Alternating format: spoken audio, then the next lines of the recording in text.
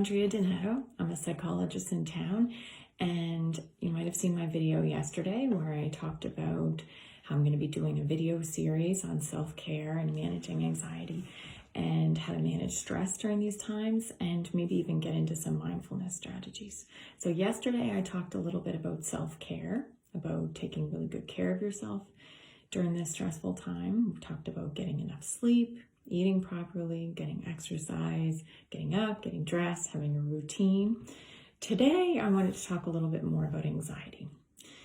So, anxiety is actually a good thing in that it helps us respond to danger. If there was a serious threat, which right now there is, we need to be able to be anxious enough to respond. There's actually a theory in psychology called the Yerkes-Dodson law of performance and anxiety. And it's an inverted U for the nerds amongst us, in that if you have too little anxiety, your performance won't be as good. If you have too much anxiety, your performance won't be good. You need to have the right amount of anxiety to respond appropriately. So in this situation, we need to have some anxiety so that we pay attention to the health officials and we do what they tell us to do, but we don't have too much anxiety so that we start having the physical effects of anxiety. We start maybe being snappy with our families. We maybe start staying in bed and not taking good care of ourselves. We want to manage these big feelings. So how do we know when anxiety is too big?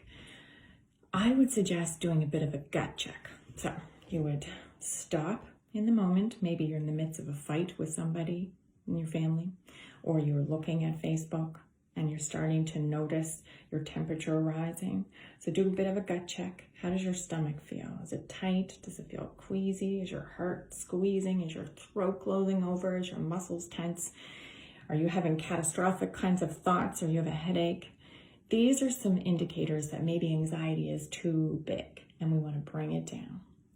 We want to bring it down again so that we can respond appropriately. And like I alluded to yesterday, when anxiety is at the right level, we also do our best processing. That means that we can think the best. Now, we want to be thinking really well so that we can plan accordingly and take good care of ourselves and take care of other people. We want to have thoughts that are accurate. So when we're feeling anxious, oftentimes our thoughts are catastrophic. So bigger than what's actually happening. Now, we know that right now things are scary. Right now, you might say to yourself, I'm okay right now. That's just one coping thought. Now, how do we bring our physical body down? How do we bring the anxiety down? So today I wanted to talk a little bit about some strategies, and I think this might take a few videos, so let's do it over a few sessions. Today, let's talk about deep breathing.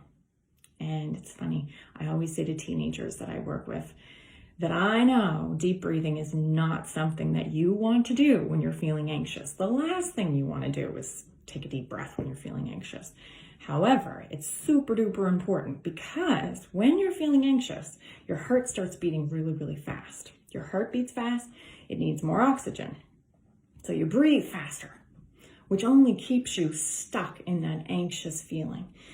So we take a deep breath, and then the exhale is even longer, and you can start to slow your heart down so that it can come back to normal and push you out of that fight or flight response that you've just hopefully not launched into very often, but in that moment, it sounds like that's what's happened. So how do you do deep breathing? One way is just like I said, is to take in a deep breath all the way, so like this, all the way, fill up, and then out. Now notice the exhale is much longer, and you might even pause at that end breath before you take in another inhale. So like this, in, out. Now some people struggle with that because breathing can stress them out. For some people, I suggest doing a figure 8 kind of exercise. So you might draw a figure 8, and you might start here, breathe in, breathe out.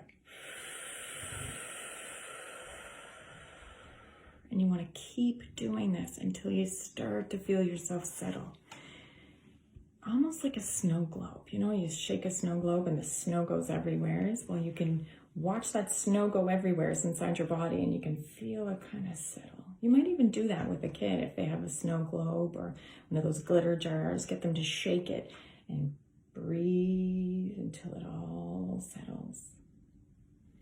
Another thing that you can do with kids, my daughter let me borrow her stuffy, is you can get them to put the stuffy on their belly, hug the stuffy in, and you really want to focus on your belly going in and out. So you want to get them to breathe in, and the stuffy's going to go up. Watch. Out. Now, if this is a teenager, teenagers might not have a stuffy. They might just use like a pillow or something, right? They might squeeze a pillow in. You might even do that because it feels nice. So you can breathe in. Breathe out. And for teenagers, oftentimes I suggest getting them to listen to maybe a favorite song or something so that they do it for at least 5 minutes to get the effects. It's not going to happen right away, but it is going to help bring your nervous system down so that your anxiety isn't through the roof.